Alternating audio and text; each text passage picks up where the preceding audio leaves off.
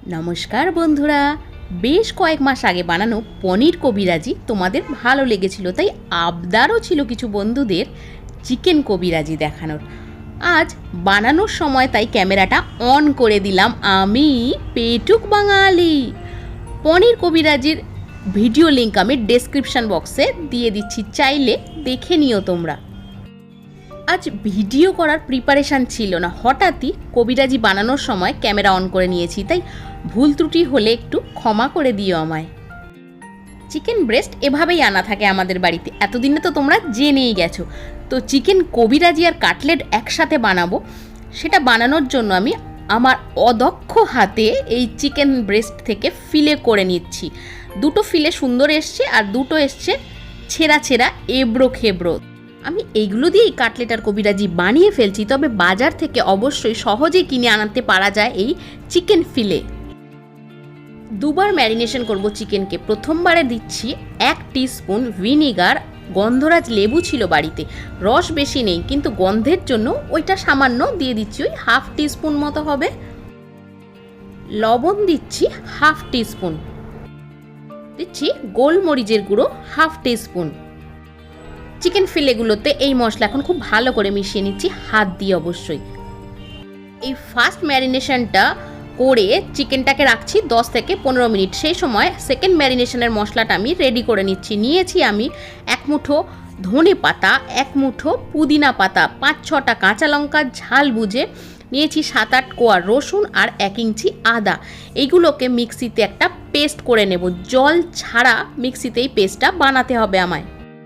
পুদিনা পাতা হাতের কাছে না থাকলে স্কিপ করা যেতে পারে, আর এই পেস্টটা বানাতে যদি খুব অসুবিধা হয় তাহলে ভিনিগার বা লেবুর রস ম্যারিনেশনের সময় যেটাই দেওয়া হয়েছে সেটা এই সময় ইউজ করে নেওয়া যেতে পারে মিক্সির জারের মধ্যে। এই মশলা 2.5 চামচ আমি খুব ভালো করে চিকেনের সাথে মিশিয়ে এখন এটাকে রেখে দেবো অন্তত 1 ঘন্টা। আরও বেশি সময় রাখলে ভালো হয়, তখন সেক্ষেত্রে সেটাকে ফ্রিজে রেখে দিতে হবে। একটা মিক্সিং বোলের মধ্যে 3টে ডিম নিয়েছি, তার মধ্যে সামান্য লবণ আর দিচ্ছি ওই পেস্টটা 1/2 চা চামচ। ডিমের সাথে এই মশলা খুব ভালো করে ফেটিয়ে নিয়ে রাখলাম। ব্রেড ক্রাম্বস যথারীতি আমার বাড়িতে নেই, তাই ব্রাউন ব্রেডকে টোস্ট বানিয়ে সেটাকে আমি মিক্সিতে গুঁড়ো করে নিয়েছি। সেই বাড়িতে বানানো ব্রেড ক্রাম্বসই একটা প্লেটের মধ্যে সুন্দর করে ছড়িয়ে নিলাম। আরও একটা প্লেটের মধ্যে নিলাম কিছুটা কর্নফ্লাওয়ার, সেটাও ভালো করে স্প্রেড করে নিলাম। এর জায়গায় ময়দা অবশ্যই ব্যবহার করা যাবে।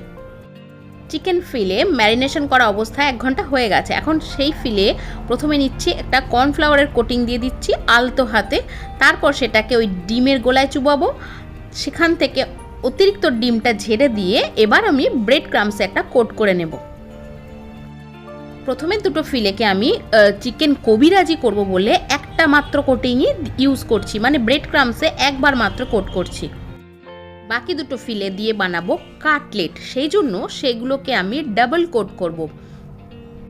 মানে কর্নফ্লাওয়ারের কোটিং দেওয়ার পর ডিমের গোলায় চুবিয়ে তারপরে ব্রেড ক্রাম্বসের একটা কোটিং দেওয়ার পর আরও একবার আমি ডিমের গোলায় চুবাবো আর ব্রেড ক্রাম্বসের কোটিং দেবো। যেহেতু এটা কাটলেট হিসাবে খাবো, তাই বাইরের কোটিংটা বেশ শক্ত মতো হলে, মোটা হলে খেতে বেশি ভালো লাগবে। চিকেন কাটলেট আর চিকেন কবিরাজিতে আমি ম্যারিনেশনে একই মশলা ইউজ করি, খালি চিকেন কাটলেটটা ডাবল কোটিং থাকে আর চিকেন কবিরাজিতে সিঙ্গেল। সব ফিলেগুলো কোটিং করা হয়ে গেলে রেখে দিচ্ছি 15 মিনিটের জন্য নর্মাল ফ্রিজে। ডিমের গোলা যেটুকু বেঁচে আছে তাতে দিয়ে দেব ওই প্লেটে থাকা কর্নফ্লাওয়ার, একটুখানি মশলাও রয়ে গেছে সেটাও এর মধ্যে দিয়ে দিচ্ছি, দিয়ে ভালো করে এটাকে মিশিয়ে রেখে দিচ্ছি এক সাইডে। 15 মিনিট পর বের করে নিয়েছি চিকেন ফিলেগুলোকে ফ্রিজ থেকে। যথেষ্ট পরিমাণে রিফাইন্ড অয়েল গরম করতে দিয়েছি ওভেনে। তেল খুব ভালো করে গরম হয়ে গেলে লো ফ্লেমে আমি এগুলোকে দিয়ে দেব তেলের মধ্যে খুব সাবধানে। ভিতরে চিকেন মশলা সবই কাঁচা রয়েছে, তাই এগুলোকে রান্না হওয়ার জন্য সময় দিতে হবে আমাকে খানিকটা, আর সেইটা লো ফ্লেমে করলেই ভালো হয়, কারণ হাই বা মিডিয়াম ফ্লেমে দিলে ওপরের কোটিংটা পুড়ে যাবে, ভেতরের চিকেন কাঁচা থেকে যাবে। এটাকে আমি এপাশ ওপাশ করে 7 থেকে 8 মিনিট ভাজবো লো ফ্লেমে। 7-8 মিনিট পর যখন ভাজাটা মোটামুটি হয়ে গেছে তখন এটাকে আমি দিয়ে দেব হাই ফ্লেমে, এবং আর একটু লাল লাল হলে হাই ফ্লেমে এগুলোকে আমি তেল থেকে তুলে নেব। না হলে তোলার সময় লো ফ্লেম থাকলে খুব বেশি তেল অ্যাবজর্ব করে নেবে এই কাটলেটগুলো। এই গেল আমাদের চিকেন কাটলেট, হাম দো হামারে দো। সাথে নিয়েছি ধনে পাতা, পুদিনা পাতার চাটনি আর একটু স্যালাড।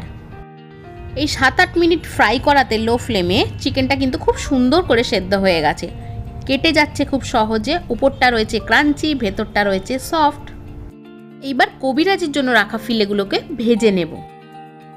এই ফিলেগুলোকে ভাজার জন্য ফ্লেমটা মিডিয়াম বা লো টু মিডিয়াম রাখলে হবে, আর 5 মিনিট ধরে ভাজলেই যথেষ্ট, কারণ এগুলোকে ডাবল করে ভাজা হবে, তো তখন বাকি রান্নাটা হয়ে যাবে। মশলা দিয়ে ডিমের গোলাটা যে ফেটিয়ে রেখেছিলাম তার মধ্যে আরও একটা ডিম আমি দিয়ে দিয়েছি, কারণ মনে হচ্ছিল জানি কম পড়বে, আর দিয়েছি সামান্য লবণ। এখন এই ডিমের গোলাটাকে ওই অবশিষ্ট তেলের মধ্যে আঙুলের সাহায্যে একটা জালি মতো তৈরি করতে হবে। এই সময় ফ্লেমটা একদম লোতে থাকবে। আঙুলগুলো একসাথে জড়ো করে না রেখে ফাঁকা ফাঁকা করে দিলে জালিটা আরও নিখুঁত সূক্ষ্ম হবে। ডিমের এই জালিটা তৈরি করেছি পুরো ফ্রাইং প্যান জুড়ে, চওড়া প্যান, তাই জালিটা হয়েছে অনেকটা বড়।